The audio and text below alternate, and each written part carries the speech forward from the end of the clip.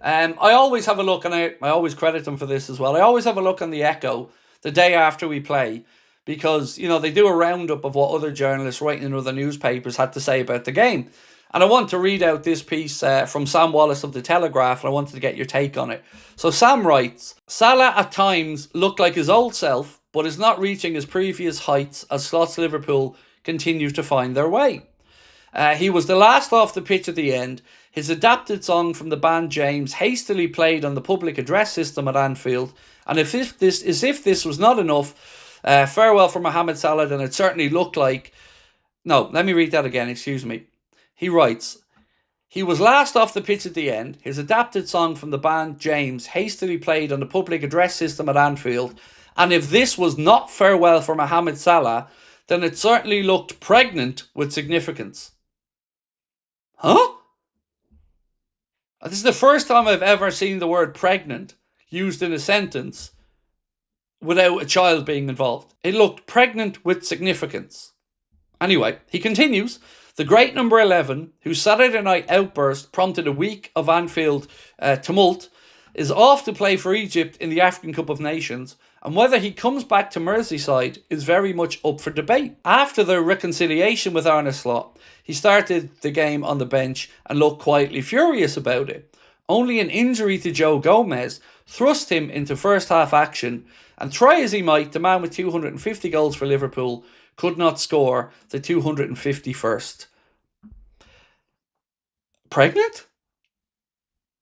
I know it's Christmas time and all, and us Christians believe in the Mary got preggers without anyone touching her, but I'm confused, lads. Can anybody who actually has a better grasp of grammar than me explain this situation? How can a situation be pregnant with significance? That's a new one for me. L. Stew said, I've heard the phrase a pregnant thought or a pregnant silence, but from very posh people. That must be why I haven't heard it, mate, because I've got an awful bang of working class off me. So yeah, I definitely wouldn't have been around anybody with pregnant thoughts. What happens with Salah is the question I'm going to ask you. 3 options. He sees out his deal until 2027, which is the one he's contracted to. Sold in January or sold in the summer. So I think that's pretty much covered the options, but yeah. Mo said, whatever happens, the best decision would be to sell him ASAP and let him keep his ego fed somewhere else, and he'll be top tier instead of a liability. Interesting. For me, mate, I don't know. I go back and forth on it. I think ultimately where I'm at is, and thank you, Fred Jones, as well. Thank you, Fred. I think ultimately where I'm at with it is this. If 100 million gets banged down on the table at any point, January, the summer, take it. Got to take it. Like, let's be realistic. £100 million. I couldn't say no to that. With all the love and respect that Mo deserves, £100 million for, let's say, 1 year without Salah versus him leaving for free a year later. I couldn't say no to that, lads. I couldn't. It's £100 million. That sorts out your DM and your centre back and removes.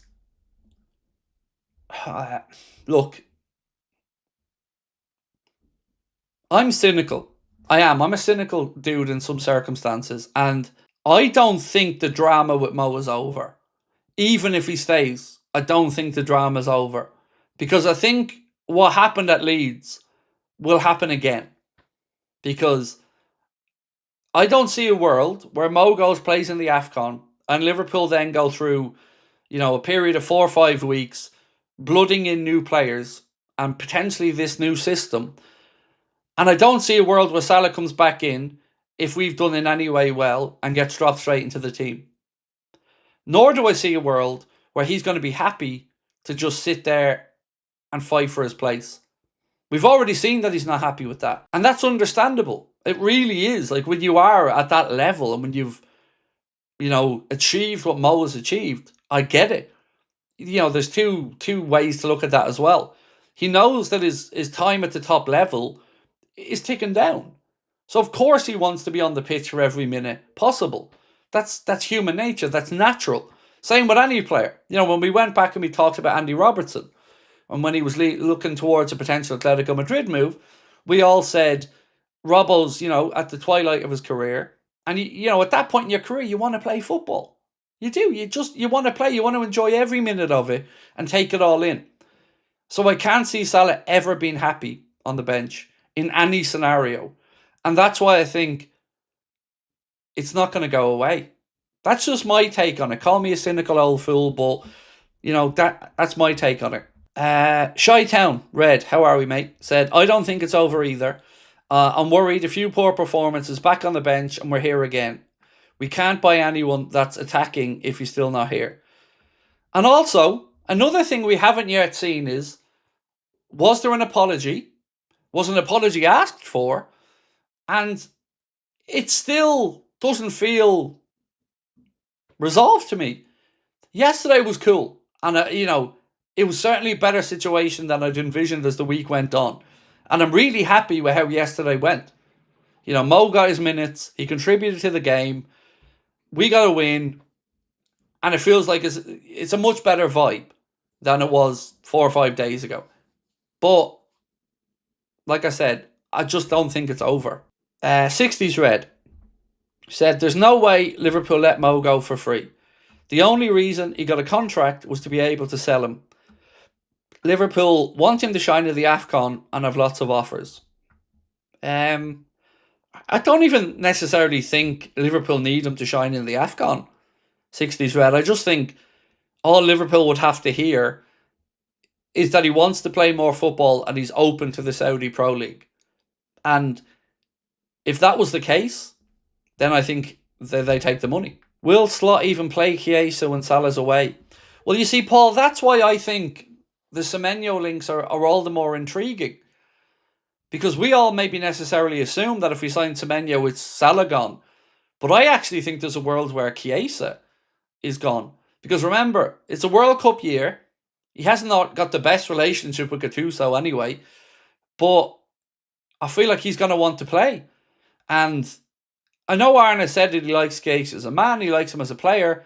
But, I'm not buying that. So I think if we sign Semenyo, Chiesa moves on. Because I don't think there's a world where Chiesa and Salah move on and we only bring one in. That doesn't make much sense to me. What if Chiesa's injury means he can only be a squad player now? Like, never fully recover with his hamstring issues? What if we're so wrong about the situation? Then, isn't that even more of a reason, though, Ollie, that he should have been moved on? Like, if you think you've got a player who you can't get up to full speed, you get that player out the door quickie. You just do. You keep shush about it and you get the player out the door. And, if somebody else figures it out in a medical or whatever, fair enough. But you don't keep that player around. And I don't think we've even seen him utilised as a decent substitute option enough for that to be the case. I just think the manager doesn't want him.